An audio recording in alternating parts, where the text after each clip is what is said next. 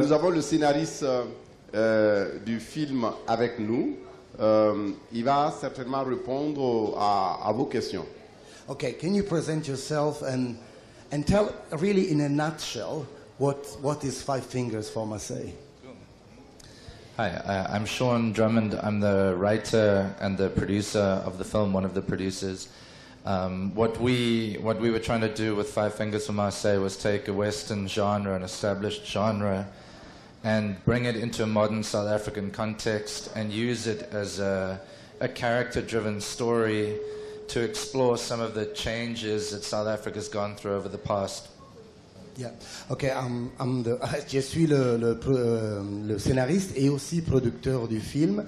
Donc ce que nous avons voulu faire, c'est une western, le genre du western, pour raconter les différents changements, les différentes évolutions dans la société sud-africaine. Donc on emploie le genre pour raconter la société et toute la transformation qui est en cours.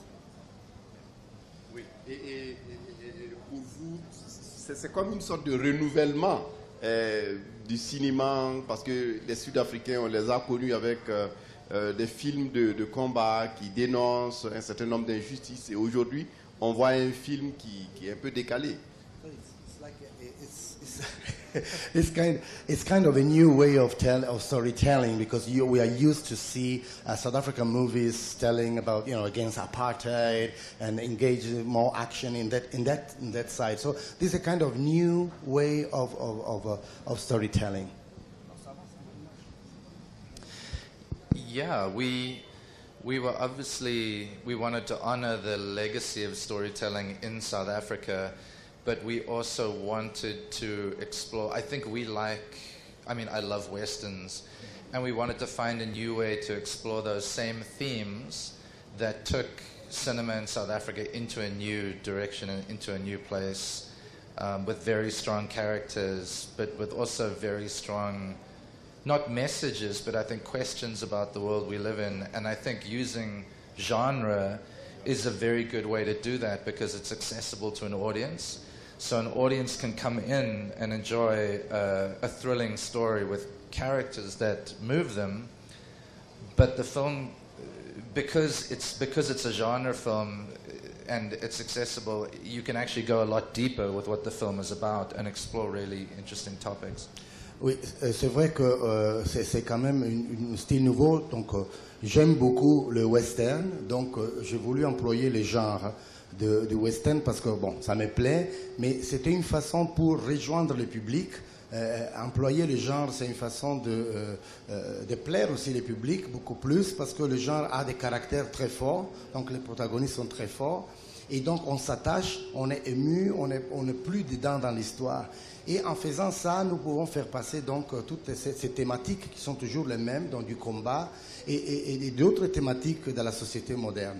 Mais à travers les genres, donc et ça semble nouveau, c'est une technique au fait pour avoir un public encore plus large, qui va apprécier le film parce qu'il y a de l'action, il y a des personnages très forts, et voilà donc pourquoi on a choisi ce genre-là, qui c'est pas du nouveau, mais c'est quand même une nouvelle façon de faire de la narration dans le cinéma sud-africain. Et donc, si vous avez regardé Five Fingers for Marseille, la parole est à vous, certainement, pour exprimer. Yeah, okay. Oui, approchez-vous. Il y a le micro là-bas. Le micro. Yeah, so time for questions now. Okay, since it's coming, yeah.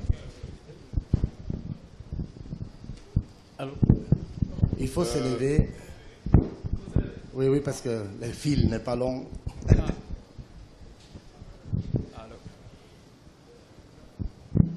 Merci beaucoup. En tout cas, moi, j'ai beaucoup apprécié le film que j'ai vu hier. C'est Five Fingers for Marseille. Moi, je suis un réalisateur scénariste africain. Je suis venu au cinéma en découvrant le western. Donc, vraiment, il y a eu une rencontre avec ce film. Et puis, ça m'a rappelé un peu un grand film de Clint Eastwood que j'ai beaucoup apprécié. Et bien, il avait pris l'Oscar avec ce film-là. Voilà, donc moi, c'est un genre que j'aime bien. Voilà, c'est ce que je veux lui poser, la question que je veux lui poser. Est-ce que c'est une histoire vraie, adaptée, ou bien une imagination? Voilà, c'est comme il est le scénariste, c'est important. La première question, si vous voulez, je continue. Non, laisse-moi traduire voilà. ça d'abord. So, congratulations, I really appreciate the film because I'm a filmmaker from Senegal, and my way into cinema was with Western. So it reminds me of a film of Clint Eastwood that won an Oscar. So it recalls many things. So I'm very happy with that.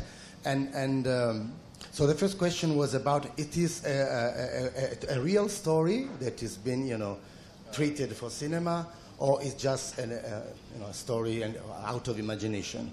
No, it's a fully original story that myself and the director Michael we developed while we were actually traveling around South Africa. So the town called Marseille is a real town in South Africa, but we fictionalized it. And there really is a Barcelona, a Rome, a Marseille, a Hamburg, a Stockholm, a Stuttgart. And while we were traveling around South Africa, we were finding these tiny towns with European names and seeing the transition from them being colonial towns to now where they've become much more South African, and that colonial history has almost been completely erased. And those towns, a lot of them that were township communities, are going through the birthing pains of becoming almost a new frontier like in the old Westerns. And that was something we wanted to explore. So we lived in the town that we shot the film in for a month the first time, and then went back every year for 7 years trying to get the film funded, and eventually built amazing relationships with the people in the town, so that when we, I know it's a long answer, so when we finally filmed, the people from the town were very involved, and we had a lot of actors from the town. All the children in the film are from the town, supporting actors. They worked in the crew as well, and we all together wanted to create a world that was an homage to the westerns that we love, like Unforgiven. I love. It's one of my favorite films. So, donc c'est une histoire originale qu'on a écrit lui et le réalisateur Michael. Et c'est le fruit aussi d'un voyage autour de l'Afrique du Sud, où il y a encore toute cette ville avec des noms coloniaux. Donc cette ville, qui sont plus des villes coloniales, mais sont devenues indépendantes, très sud-africaines, mais qui vit une situation presque de frontière, un peu comme c'était dans l'Ouest, dans le Far West. Et donc ça les a attirés, raconter une histoire. La ville de Marseille existe vraiment. En France? Non, existe vraiment en Afrique du Sud. Là, Afrique du Sud. Voilà. Et donc dans la ville où ils se sont arrêtés, où après il y a les tournages, ils ont fait beaucoup d'amitié avec la population, et c'est ça qui les a aussi aidés dans l'écriture du scénario. Et donc ils sont inspirés par la géographie, mais aussi par l'expérience de ces gens qui vivent aussi cette nouvelle frontière après la période de l'apartheid, une période aussi coloniale. Second question. Deuxième question, c'est au niveau de la construction du film qui est très intéressante. Hein.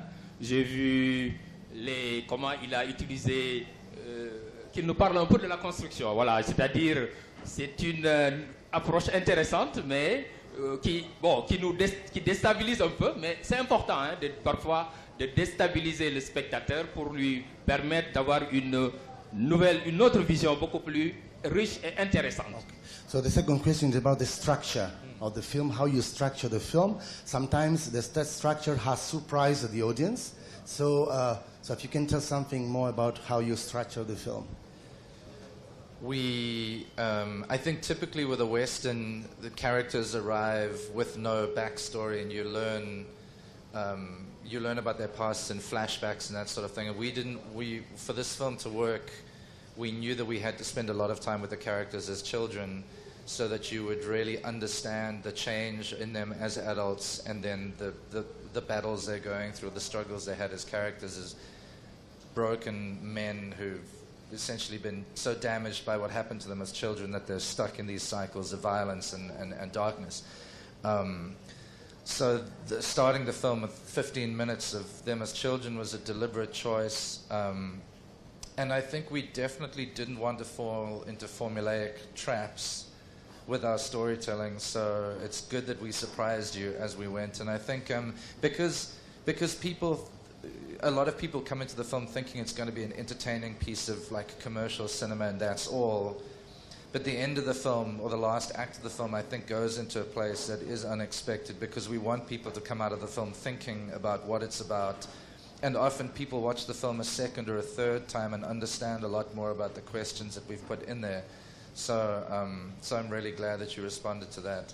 Je suis très heureux que tu as apprécié, tu as été bien surpris par la structure. Donc, le fait d'avoir choisi les premiers 15 minutes du film où on raconte l'enfance de ces 5 doigts, 5 fingers, c'était important pour raconter un peu la transformation quand ils sont adultes. Mais pour comprendre aussi que c'est des hommes qui sont brisés. Ils ont une blessure qui vient de leur enfance. Donc c'était important de raconter leur enfance et après passer à l'état adulte. Et c'est un peu ça la structure. Donc, et aussi c'est un film qui veut faire penser parce que... Non, ça va. D'accord. Merci. Voilà. Prochaine. Oui, bonjour. J'ai eu l'occasion d'échanger avec le scénariste il y a quelques minutes. Bon, j'ai été vraiment impressionné par ce film, à la fois dans son écriture et dans ce qu'il raconte sur l'Afrique du Sud. Parce que pour nous tous, la fin de l'apartheid, ça a été un énorme espoir, énorme. Or, aujourd'hui, l'Afrique du Sud est un lieu où il y a une violence et une inégalité absolument énorme. Et en même temps, c'est un film très optimiste, parce qu'à la fin, on retrouve un peu dans ces 5 justiciers autour du lion, où il y a un étranger, un Chinois, un blanc, un métis. On retrouve l'esprit de Mandela pour essayer de redémarrer sur une véritable société arc-en-ciel.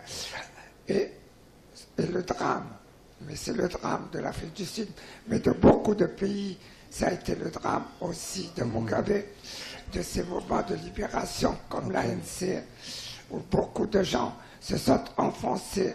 Donc les choses ne sont pas dites, mais c'est explicite, se sont enfoncés dans la corruption.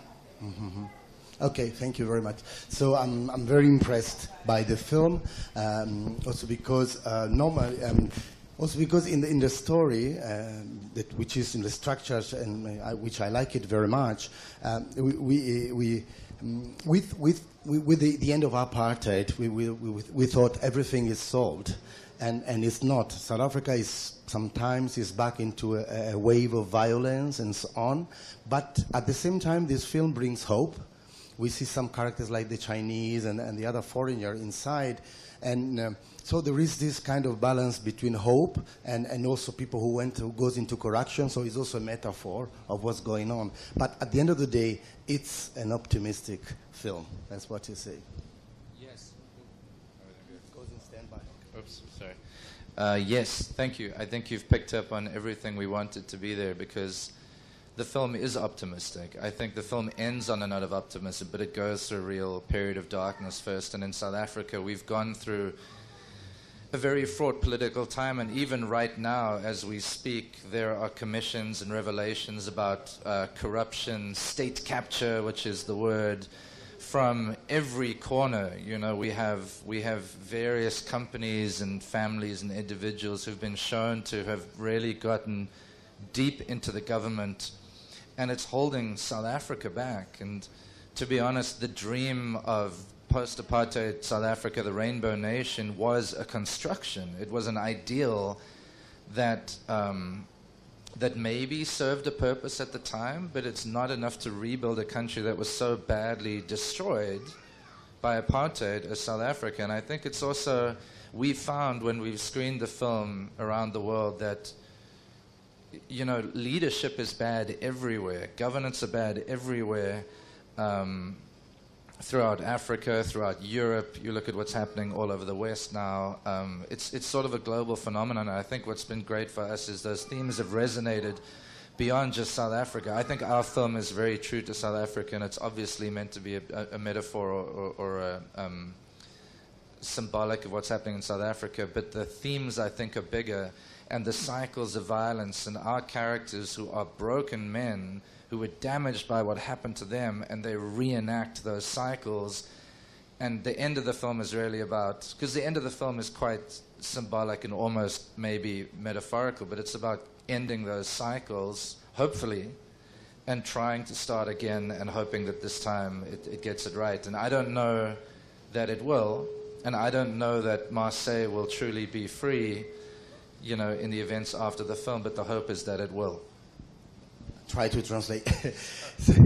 Donc, c'est vrai ce que vous disiez. Il y a le rêve du pays arc-en-ciel. C'était une sorte de construction qui a fonctionné, hein, pour la fin d'apartheid.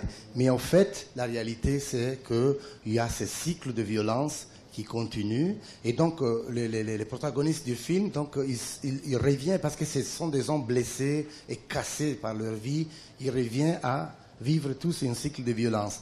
Et donc la fin du film, c'est un peu cette métaphore, cette sorte de symbolisme qu'à la fin, parce qu'ils se sont rendus compte que projetant le film dans le monde, pas seulement en Afrique, mais même en Europe, tous les systèmes de pouvoir sont pareils. Il y a corruption, il y a violence, partout en Europe, en Amérique, en Asie, etc. Donc c'est toujours le même cycle. La fin du film, c'est une tabula rasa. C'est pour dire on recommence à zéro et peut-être la renaissance, ce sera plus positif. D'accord. Il y a un qui a le micro, allez-y. Yes, next. Bonjour tout le monde. Je voudrais quand même remercier le réalisateur et toute son équipe à travers lui. Moi, j'ai tenu à voir ce film-là parce que je me dis, les films sud-africains, c'est des films d'action, très généralement. Donc, j'ai attendu jusqu'à 7 heures, parce qu'on était, je crois, à 1h moins. Le film a fini vers 0h38, comme ça. Et donc, j'ai attendu. Je me dis que, c'est vrai, l'Afrique du Sud, très souvent, on en a entendu parler, et je ne suis pas allé, mais il paraît qu'il y a la violence.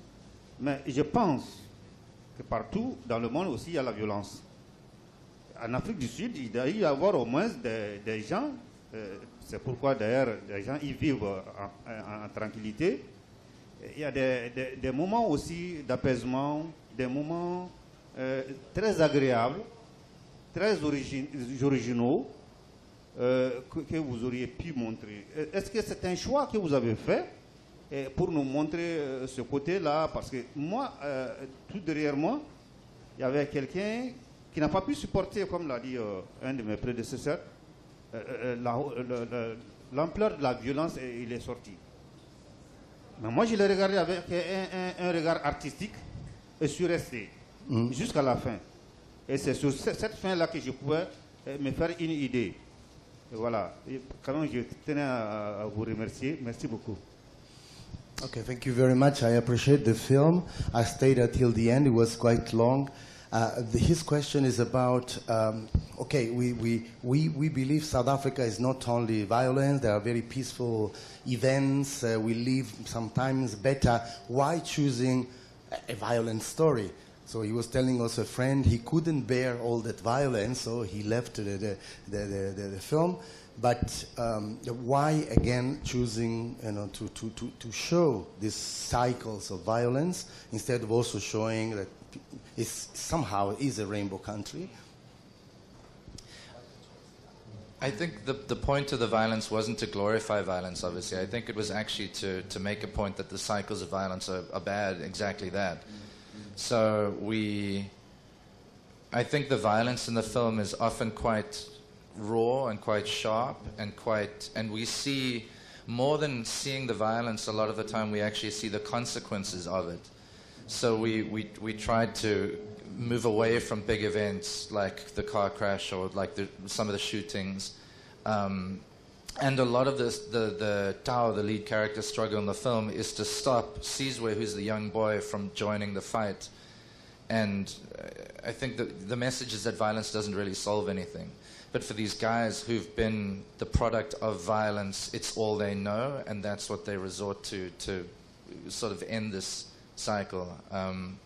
So it's definitely part of the point of the film is not to glorify the violence, but not to shy away from it, because we want the audience to feel that, and we want it to be uncomfortable, and we want it to be challenging and confrontational. So thank you for staying until the end, and I agree. It definitely people have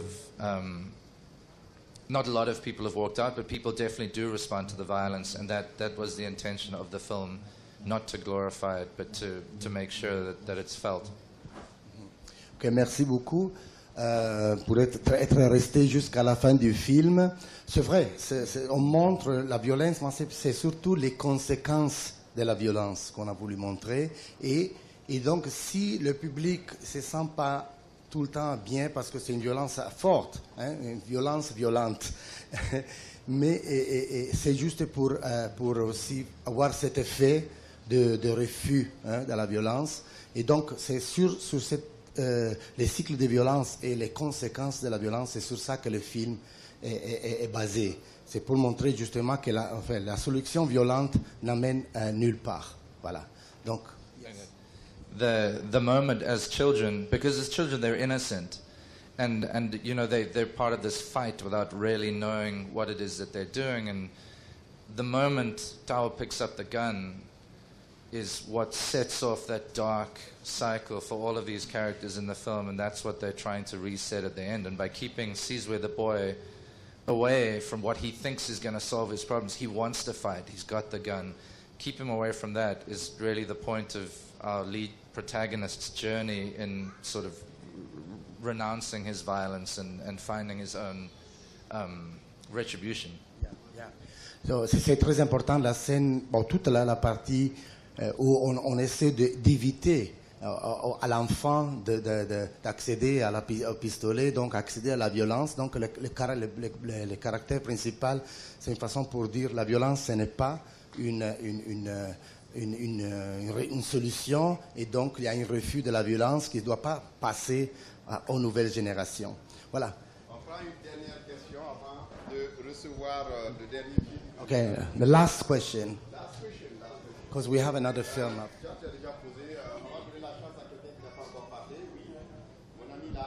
Vite, vite.